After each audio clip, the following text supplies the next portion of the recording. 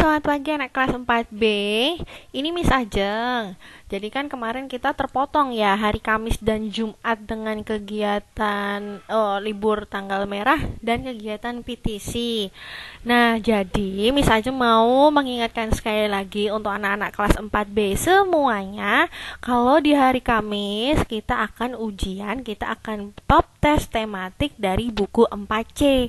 Dan Miss Ajeng udah kasih share kisi-kisinya seperti ini. Nah, karena kita nggak punya waktu untuk review, nah jadi Miss Ajeng kasih video ini ya. Nanti kalian bisa dengarkan sambil tonton, sambil ingat-ingat lagi yang mana yang harus dipelajarin kayak gitu. Miss Ajeng nggak bisa kasih review yang seperti biasa kalau kalian kelas 2, kelas 3 kan kalau sebelum top test pasti ada soal kan. Nah, kalian kan sekarang udah gede. Jadi, kita semua guru-guru sepakat untuk kasih kisi-kisi aja. Kalau misalnya nanti ada yang bingung-bingung, coba deh buka bukunya atau mungkin notebook atau dilihat lagi yang highlight yang kalian kemarin udah garis bawahin sebagai informasi yang penting.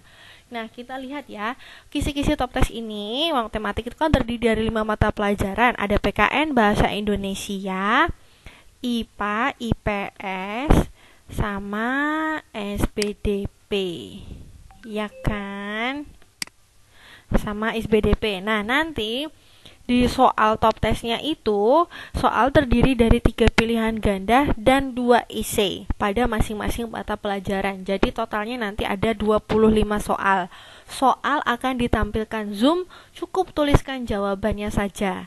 Oke, jadi besok kalau waktu top test kalian cukup tuliskan jawaban saja dan pakai notebook, pakai buku tulis yang ada di rumah.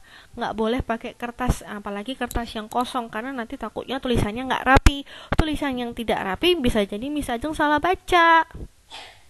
Nah, oke, jadi kita mulai ya bahas dari kisi-kisi yang tema ini, yang mata pelajaran PKN. Nah, nomor 1 dan nomor 2 ini tentang hak dan kewajiban akan tumbuhan dan hewan.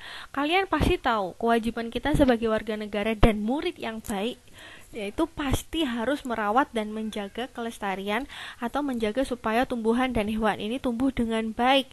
Nah, kalau misalnya nanti suatu ketika kalian menemukan ada bacaan, ada seorang bapak yang menebang pohon sembarangan, jadi pohon yang muda pun masih harus ditebangnya.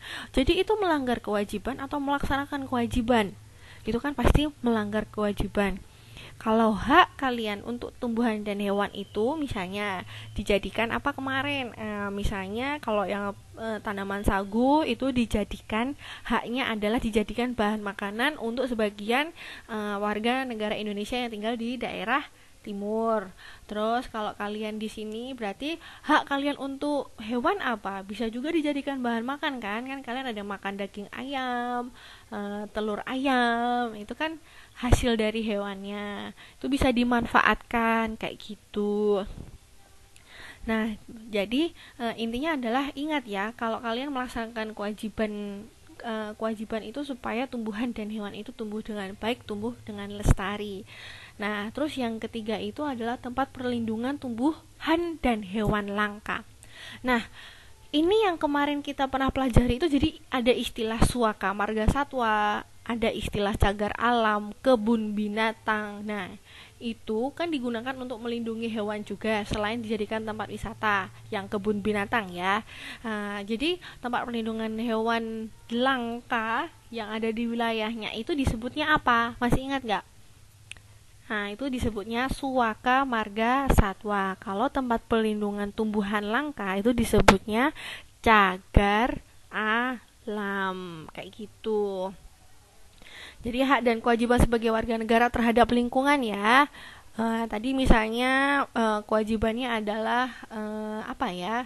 Kalau lingkungan itu misalnya kalian membuang sampah pada tempatnya, merawat tanaman yang ada di rumah, terus misalnya membersihkan lingkungan gitu. Kalau misalnya kalian punya hewan berarti harus merawat hewan dengan baik. Jadi sebutkanlah nanti kalau misalnya ada di soalnya itu kewajibannya atau hak ya kalian terhadap lingkungan gitu. Yang nomor 5 ini adalah pengalaman sila terhadap peduli lingkungan. ini kemarin kita udah pelajari. Jadi sila sila yang berkaitan terhadap sikap peduli lingkungan itu adalah sila kedua.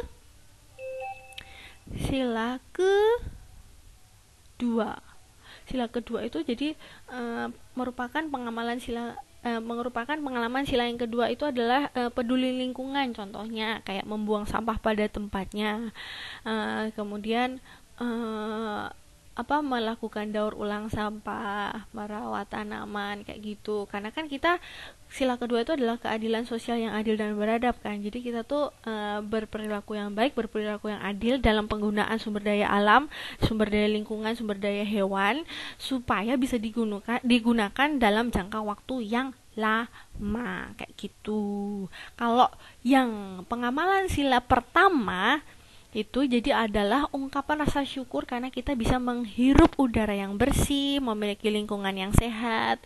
Nah, itu merupakan pengamalan sila yang pertama. Yang nomor terus kita ke bahasa Indonesia ya. Jadi bahasa Indonesia itu membuat kesimpulan hasil wawancara. Nanti kalau misalnya ini untuk contoh aja. Jadi kemarin waktu dievaluasi memang sudah ada yang dikerjakan kan. Evaluasi subtema 1 itu jadi kan ada wawancara dari narasumber dan pewawancaranya. Nah, nanti ada cerita singkat di situ terus kalian mengambil kesimpulan gitu. Tapi nanti ceritanya beda ya sama yang ada di buku. Jadi Miss Ajeng buat sendiri. Jadi intinya adalah kalian harus mencari kesimpulan dari hasil wawancara tersebut. Nanti Miss Ajeng saat tampilkan soal pasti kasih waktu kok untuk membaca cerita percakapan antara pewawancara dengan narasumber. Terus yang kedua ini adalah menggunakan kata tanya yang tepat. Kata tanya apa, mengapa, kapan, bagaimana, di mana, kemana itu nanti digunakan untuk melengkapi kalimat. Nah, kayak gitu untuk melengkapi kalimat atau membuat pertanyaan sesuai jawaban yang sudah disediakan. Kayak gitu. Jadi ini nomor 23 tuh sehubungan dengan kata tanya dan kalimat pertanyaan. Ini ada di subtema 1, ada di awal-awal di buku 4C. Nah, terus kalau yang nomor 4 ini adalah menuliskan kalimat tanggapan berupa komentar terhadap suatu karya. Jadi yang Miss Ajeng minta itu adalah komentarnya terhadap karya tersebut. Misalkan Miss Ajeng itu ada gambar. Misalkan Miss Ajeng itu punya gambar ya. Nah, terus kalian mengomentari gambarnya Miss Ajeng. Wow, gambarnya Miss Ajeng itu bagus ya. Menggunakan cat air, hanya saja sedikit kurang rapi. Kayak gitu. Itu misalnya komentarnya. Kalau ada yang harus diperbaiki, kalau enggak misalnya ada Kenzo Rexlim itu dia melukis di kertas itu kan. Wow, lukisannya Kenzo Rexlim itu sangat indah, warnanya juga kontras, aku suka kayak gitu. Jadi menuliskan kalimat tanggapan komentarnya, bukan mendeskripsikan sesuai gambarnya kayak gitu. Terus yang nomor 5 ini kemarin kita belajar kata depan, sampai, dan sejak. Jadi diingat-ingat aja penggunaan kata depan sampai dan penggunaan kata depan sejak kayak gitu. Nanti bacanya dengan teliti ya. Diingat lagi kalau yang sampai ini, kata depan sampai ini kan ada perbedaannya kan. Misalnya untuk menunjukkan proses, menunjukkan waktu, menunjukkan tempat. Nah, itu nanti diperhatikan lagi. Itu ada itu. Kemarin kita bahas itu.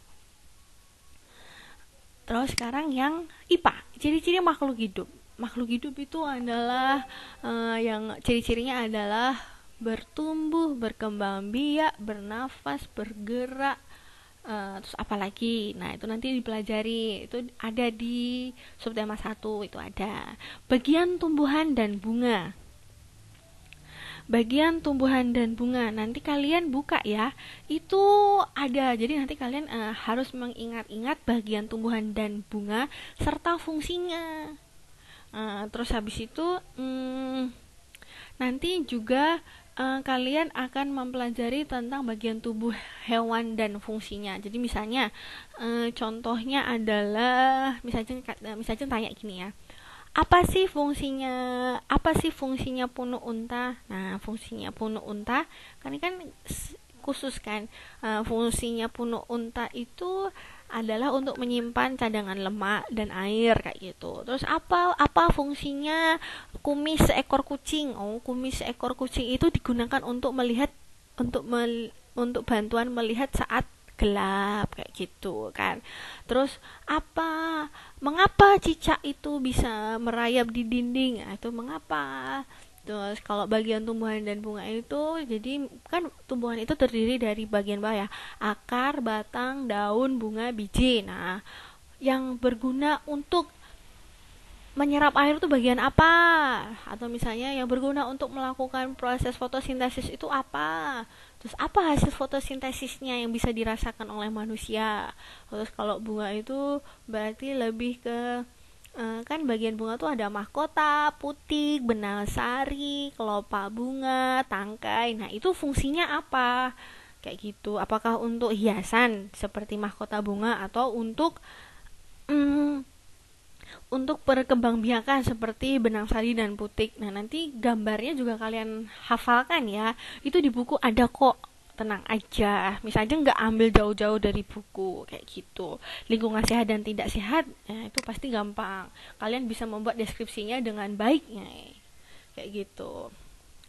Terus yang IPS ini adalah karakteristik bentang alam dan ketampakan alam. Jadi kalau kemarin kita pernah ada kuis kan, sama sekaligus yang tanaman yang cocok sesuai karakteristik daerahnya. Jadi misalnya kalau di daerah dataran tinggi itu yang cocok itu tanaman apa, atau misalnya di daerah pantai tanaman yang cocok itu apa, kayak gitu.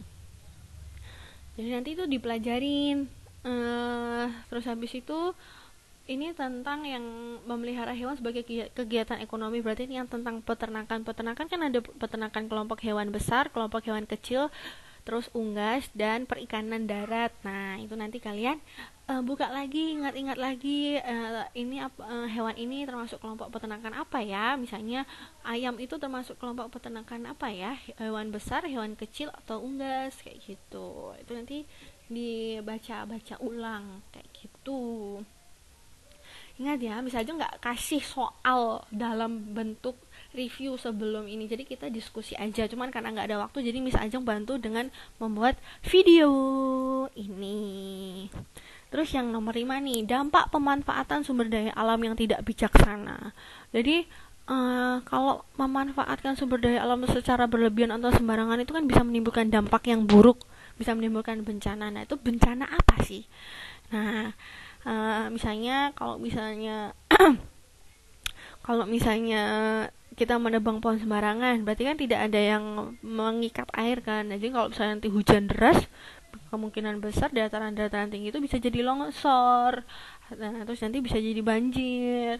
Nah, nanti bisa terjadi apa lagi? Nah, nanti coba dilihat itu tentang dampak pemanfaatan sumber daya alam yang tidak bijaksana.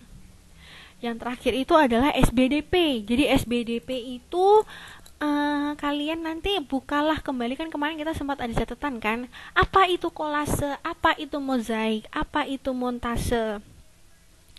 Nah, terus apa alat yang digunakan untuk membuat mozaik. Terus kan kemarin kita sempat lihat ada video montase kan. Nah, nanti kalian coba sambil mengingat kembali bagaimana cara membuat montase. Terus montase itu bahannya dari mana? Kan kalau montase kan diambil dari berbagai sumber. Terus bagaimana cara mengapresiasi hasil karya teman berupa mozaik itu bagaimana? Kayak gitu. Terus perlu diingat kalau misalnya untuk membuat mozaik itu kan berarti dari bahan-bahan yang keras. Nah, jadi kalau misalnya nanti misalnya tuh membuat gambar, potongan-potongan gambar itu dari spidol, apakah itu tetap disebut dengan mozaik? Nah, kayak gitu kan enggak kan. Nah, nanti kalian coba lihat kembali yang mana yang harus dipelajari. Coba dengarkan videonya Miss Ajeng ini. Nanti kalau misalnya ada yang nggak paham, boleh deh WhatsApp Miss Ajeng. Nanti kalau Miss Ajeng ada waktu, pasti Miss Ajeng bales. Kalau nggak Miss Ajeng chat, berarti Miss Ajeng kasih voice notes kayak gitu ya. Jadi silahkan diperhatikan dulu videonya dan kisi-kisinya ini. Terima kasih.